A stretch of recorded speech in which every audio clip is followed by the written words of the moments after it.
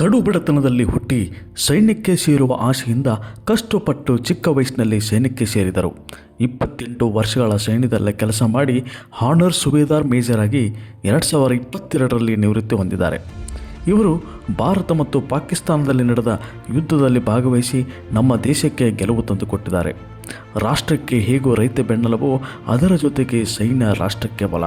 ಹಾಗಾಗಿ ಇವರನ್ನು ಗುರುತಿಸಿ ನಾವು ಅವರನ್ನು ಸನ್ಮಾನ ಮಾಡ್ತಾ ಇದ್ದೇವೆ. ನಾನು ಹನುಮಂತ ಯಲ್ಲಪ್ಪ ಮುರಾರಿ ಅಂತ. ನಾನು 10ನೇ ತರಗತಿವರೆಗೆ ಇಂಗಳಿಗೆ ಹೈಸ್ಕೂಲಲ್ಲಿ ವಿದ್ಯಾಭ್ಯಾಸ ಮಾಡಿ ಮುಂದಿನ ವಿದ್ಯಾಭ್ಯಾಸಕ್ಕಾಗಿ ಮುಧೋಳ RMG ಕಾಲೇಜಿನಲ್ಲಿ ದ್ವಿತೀಯ PUC ಮುಗಿಸಿದ್ದೆ. ಮುಗಿಸಿದ ಮೇಲೆ 1994 26 ಫೆಬ್ರವರಿಯಂದು ನಾನು ಆರ್ಮಿಗೆ ಜಾಯ್ನ್ ಆಗಿ ಅಹಮದ್ನಗರ್ ಟ್ರೈನಿಂಗ್ ಸೆಂಟರ್ಗೆ ಹೋದೆ.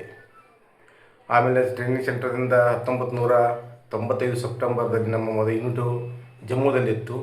ಜಮ್ಮುಗೆ ನಾವು ಹೋದ್ವಿ. ಜಮ್ಮುದಲ್ಲಿ 2 ವರ್ಷ ಸರ್ವಿಸ್ ಮಾಡಿ ಆಮೇಲೆ ನಮ್ಮ ಯೂನಿಟು ಮೂವ್ ಆಗಿ ಫಿರೋಜ್ಪುರಕ್ಕೆ ಹೋಯಿತು.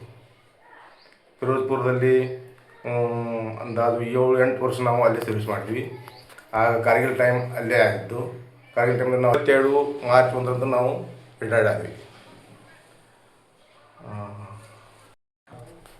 ಇಲ್ಲಿನ ಊರಿನ ಯುವಕರಾಗಲಿ ದುಶ್ಚಟಗಳಿಗೆ ಬಲಿಯಾಗದೆ ದೇಶ ಸೇವಕ್ಕಾಗಿ ಆರ್ಮಿಯಲ್ಲಿ ಜಾಯ್ನ್ ಆಗಿ ದೇಶ ಸೇವೆ ಸಲ್ಲಿಸಿ ಒಳ್ಳೆಯ ಹೆಸರು ತೆಗೆದುಕೊಳ್ಳಬೇಕೆಂದು ನಾನು ಬಯಸುತ್ತೇನೆ.